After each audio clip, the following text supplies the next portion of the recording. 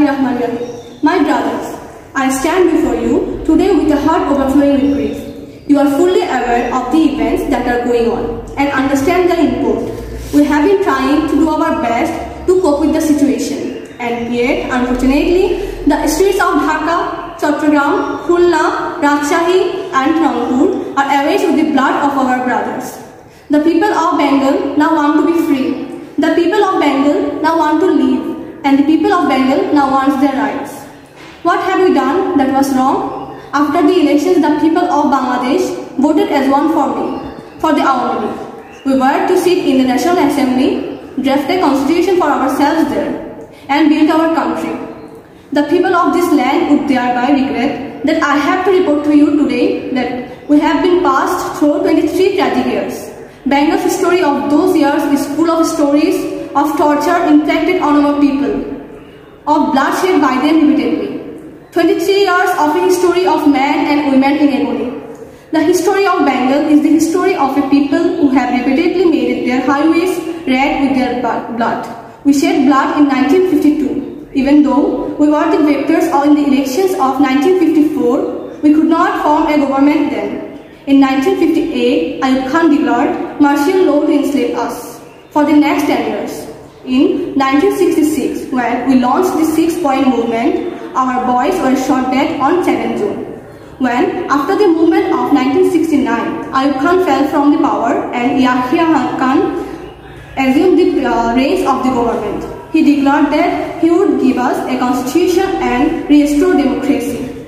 We listened to them then. A lot has happened since and elections have taken place. I have met President Yahya Khan. I have made a request to him not only on behalf of Bengal, but also as the leader of the party which has the majority in Pakistan. I said to him, you must hold the session of the National Assembly on 15 February. But he did not listen to me. He listened to Mr. Bhutto instead. At first, he said that the meeting would take place in the first week of March. We said, fine. We will be taking our seats in the assembly then. I said we would carry our discussions in the assembly. I went so far as to say that if anyone came up with an offer that was just, even though we were in the majority, we would agree to that offer. Mr. Bhutto came here. He carried out discussions with us.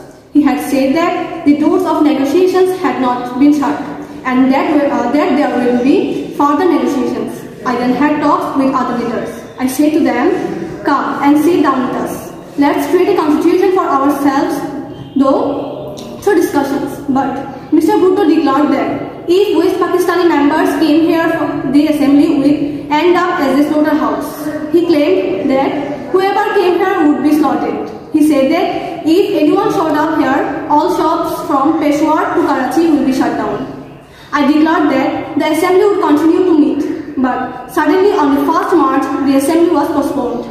But Mr. Yahya Khan had called the session of the assembly in his capacity as the president and I declared I would be attending it. Mr. Bhutto said he wouldn't be a part of it.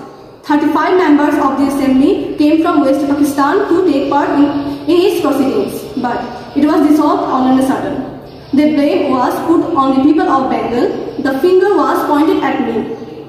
After the assembly session was prorogued, the people of his country protested. I told them, observe the general strike we have called peacefully. I told them, shut down all mills and factories. Our people responded to my call. They came to the streets spontaneously. They expressed their firm determination to carry out the struggle peacefully. What have we got in return? Those who brought arms with our money to defend us from external enemies are now using those arms on the poor. The rest, the downtrodden people of this land. Bullets are being aimed at their hearts. We constitute the majority in Pakistan, but wherever we Bengalis have tried to assume power, they have used force on us. I have had a talk with Mr. Yahya Khan. I told him, Mr. Yahya, you are the president of Pakistan. Come and observe how the poor people of my country are being mowed down with bullets. Come and see our mothers are being deprived of their children.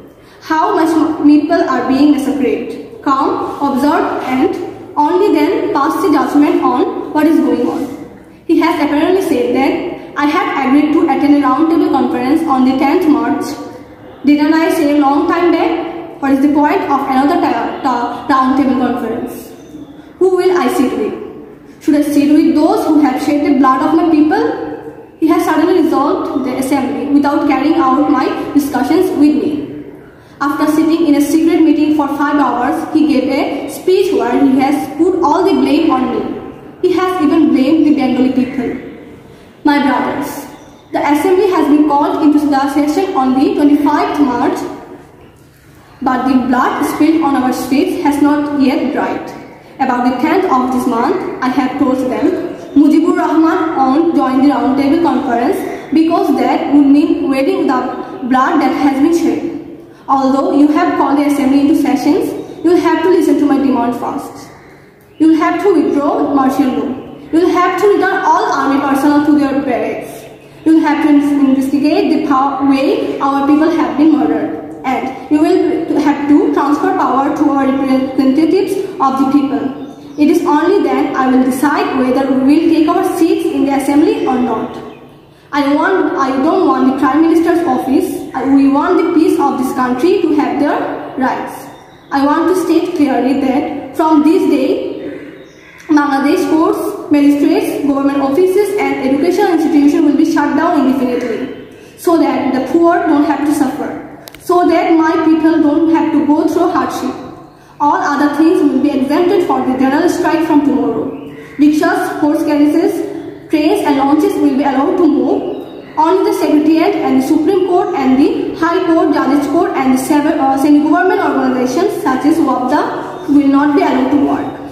Only 28 employees will go and collect their salaries. WAPDA will not be allowed to work. Only 28 employees will go and collect their salaries.